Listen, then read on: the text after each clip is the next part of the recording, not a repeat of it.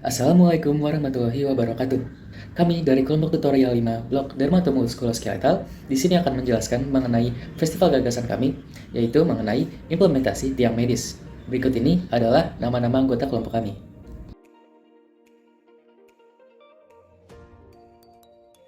Kondisi tanjakan MN Kota Bandung yang menikung menjadi salah satu penyebab kecelakaan yang terjadi. Biasanya kecelakaan terjadi saat kendaraan melaju dari atas dan mayoritas korban diakibatkan oleh trauma fisik. Macam-macam trauma yang dapat diakibatkan oleh kecelakaan lalu lintas dapat berupa cedera kepala, fraktur, dan ruptur liang. Untuk prevalensi jenis kendaraan yang terlibat dalam kecelakaan di Indonesia pada tahun 2022, yaitu mobil dengan kisaran 27% dan motor sebesar 73%. Penyebab seringnya kecelakaan lalu lintas yang terjadi di tanjakan MN dikarenakan rem yang tidak berfungsi dengan baik atau remblong. Dan lokasi kecelakaan biasanya terjadi di saat kendaraan melaju dari atas tanjakan. Nah, jenis kecelakaan yang sering terjadi pada tanjakan MN itu adalah kecelakaan beruntun yang disebabkan oleh remblong. Jadi ketika kendaraan ini tuh melaju turun pada tanjakan, saat mengalami remblong itu akan menabrak kendaraan lain seperti motor dan mobil. Nah, menurut narasumber, kecelakaan di tanjakan MN itu sudah sering terjadi. Beberapa kecelakaan maut terjadi pada November 2004, 26 September 2009, 7 Oktober 2011, 1 Oktober 2012, 18 Juni 2014, 24 April 2017, dan 10 Februari 2018. Kondisi yang menikung di tanjakan MN juga menjadi salah satu penyebab terjadinya kecelakaan. Kecelakaan di tanjakan MN mengakibatkan sebagian korban luka parah hingga meninggal dunia.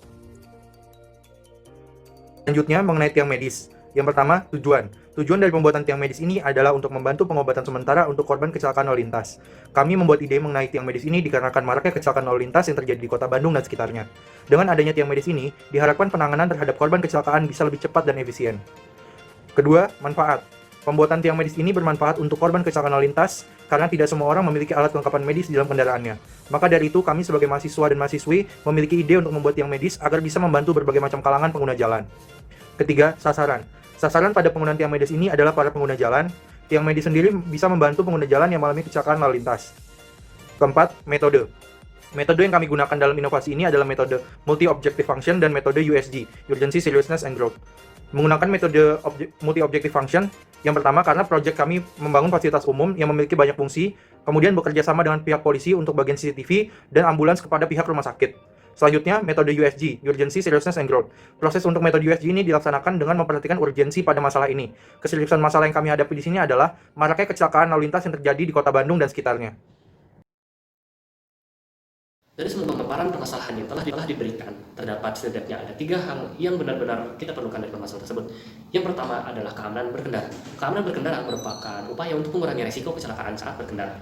Dan yang kedua adalah pengurangan korban jiwa akibat kecelakaan lalu lintas. Kecelakaan merupakan suatu hal yang tidak bisa kita hindari sepenuhnya. Namun dengan demikian, masih ada hal yang masih mungkin kita lakukan untuk mengurangi korban jiwa akibat kecelakaan tersebut. Salah satunya adalah dengan memberikan pertolongan medis yang lebih cepat dan lebih tanggap ketika terjadinya kecelakaan, sehingga harapannya jatuhnya korban jiwa akibat kecelakaan bisa dikurangi.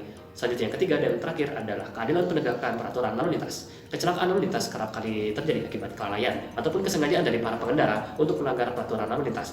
Oleh karenanya, penegakan hukum akibat pelanggaran peraturan lalu lintas sudah selayaknya untuk ditegakkan. Nah, dari semua permasalahan yang telah kami jelaskan, beserta dengan hal-hal yang benar-benar kita perlukan, maka kami menemukan sebuah inovasi yang mungkin bisa menjadi solusi dari semua permasalahan yang telah dijelaskan. Oleh sebab itu, kami mempersembahkan tiang medis. Jadi apa itu tiang medis? Tiang medis merupakan fasilitas umum di jalan raya yang memiliki fungsi sebagai alat pembantu dalam penanganan pertama korban kecelakaan lalu lintas.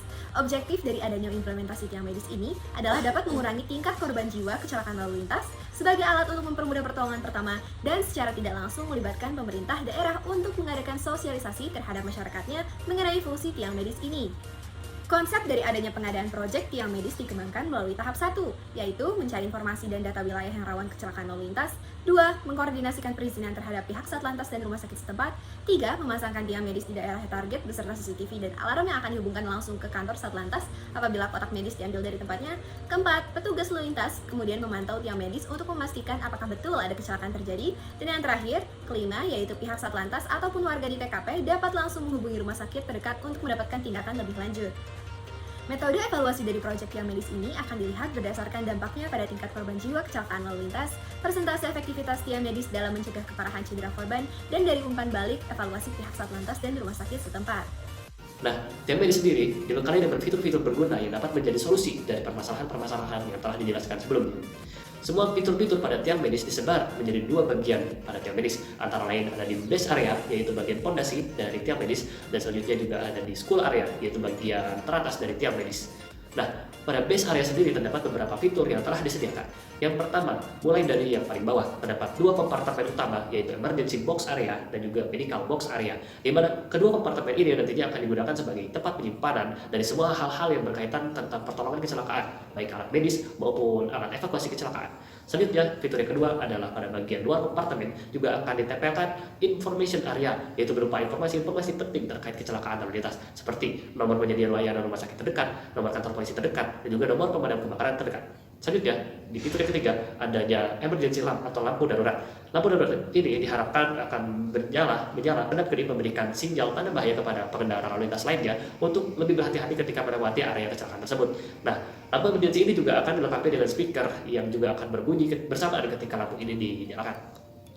Nah, masih di base area sendiri, di dalam kompartemen medis nanti akan diisi dengan tas medis yang sudah dilengkapi sebelumnya dengan alat-alat keperluan medis pertolongan pertama kecelakaan, seperti perban steril, kain kasa, alat bidai, povidone, gunting, dan lain sebagainya. Selanjutnya, pada emergency box area juga akan diisi dengan alat evakuasi kecelakaan seperti APAR, palu pemecah kaca, tali, senter, dan tandu lipat.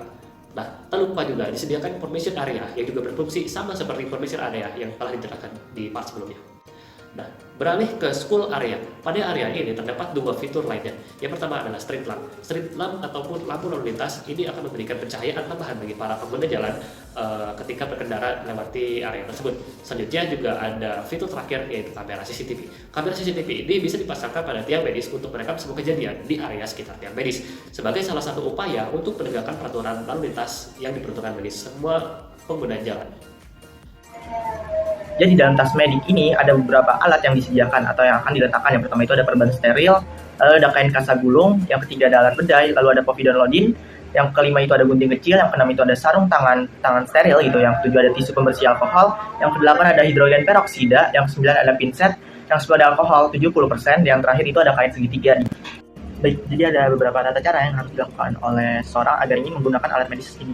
Yang pertama, ketika seseorang membuka tiang medis ini atau kotak medis ini, maka akan ada peraturan-peraturan.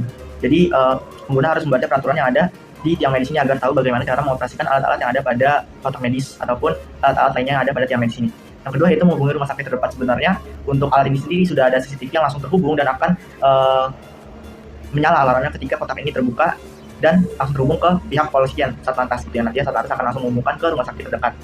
Yang ketiga yaitu pengguna bisa langsung mengamankan si korban dengan cara mengamankan posisi tubuh korban dari lingkungan yang sekiranya tuh bahaya bagi korban, ataupun ketika korban mengalami cedera yang cukup parah, maka orang yang menolongnya bisa langsung mengamankan daerah tersebut agar tidak mendekati korban gitu yang terkena cedera. Yang keempat itu pengguna bisa menggunakan peralatan tas medis. Jadi pengguna bisa menggunakan alat medis ini untuk mengobati ataupun menghindari korban terkena cedera yang lebih parah dengan cara menggunakannya secara seperlunya dan juga membaca buku peraturan yang telah disediakan pada kotak medis ini ataupun tiang medis ini. Dan yang terakhir yaitu menunggu pihak kepolisian dan juga pihak rumah sakit berupa ambulans yang akan datang untuk melakukan pertolongan gawat daruratan kepada korban yang terkena kecelakaan pada wilayah tersebut. Analisis SWOT yang pertama, stress testnya menyediakan semua alat-alat medis yang dibutuhkan pada pertolongan pertama pasca kecelakaan dengan cepat dan efisien. Yang kedua ada weakness, itu alat dan kebutuhan medis yang bisa disimpan terbatas sehingga tidak bisa memenuhi semua kondisi bentuk pertolongan medis. Yang ketiga ada opportunity, yaitu yang pertama banyaknya pengguna kendaraan bermotor yang mengalami kecelakaan di jalan lalu lintas. Tidak sedikit masyarakat pengguna kendaraan bermotor yang tidak membawa kotak P3K pada kendaraannya, khususnya pada kendaraan roda 2. Yang ketiga, waktu tunggu ambulan yang relatif lama mungkin diakibatkan oleh jarak rumah sakit yang terlalu jauh dari titik kecelakaan. Yang terakhir ada threat, yaitu yang pertama penempatan tiang medis di samping jalan lalu lintas tanpa penjagaan menyebabkan kerentanan atas pencurian disertai pengerusakan fasilitas, dan juga pengguna yang tidak berani dalam melakukan tindakan medis pertolongan pertama pasca kecelakaan. Baik, kesimpulan dari inovasi yang telah kami buat yaitu yang pertama, masyarakat menjadi lebih paham menggunakan tiang medis ini untuk gawat daruratan apabila ada korban yang terdampak kecelakaan di wilayah yang disediakan tiang medis. Yang kedua itu minimnya cedera yang lebih parah lagi bagi korban kecelakaan pada titik yang telah difasilitasi tiang medis. Jadi karena tadi adanya kotak medis dan juga alat-alat lain yang menunjang agar si korban tidak cedera lebih parah lagi, maka diharapkan alat ini bisa menjadi titik balik bahwa si korban cedera tidak mengalami penyakit yang lebih parah lagi atau cedera yang lebih parah lagi. Dan yang terakhir, karena adanya integrasi antara korban ataupun pengguna dengan pihak polisian atau satlantas dan juga rumah sakit, maka diharapkan bahwa tiang medis ini berguna untuk mempercepat penanganan kegawat daruratan pada pasien atau korban yang terkena dampak kecelakaan di wilayah tersebut. Nah, dalam penyusunan festival gagasan ini yang kami susun baru inovasi gitu dan konsep mengenai pemasangan tiang medis ini di beberapa wilayah saja gitu. Untuk merealisasikannya, maka harus dilakukan koordinasi yang lebih lanjut lagi antara pihak-pihak terkait, tentunya seperti pihak satlantas ataupun pihak rumah sakit, agar inovasi ini dapat direalisasikan gitu. Bahkan jika cedera yang lebih parah nantinya pada korban akan dapat dicegah, dan juga penanganan kegawat daruratan akan lebih cepat lagi gitu. Nah, sekian aja pemaparan Festival Gagasan dan Laporan Kegiatan Kelompok Tutorial 5 Blok Dermatomuskuloskeletal Sistem yang bernama tiang medis ini. Semoga dengan diadakannya kegiatan Festival Gagasan ini dapat memberikan manfaat bagi umum maupun individu. Kurang lebih mohon maaf. Wassalamualaikum warahmatullahi wabarakatuh.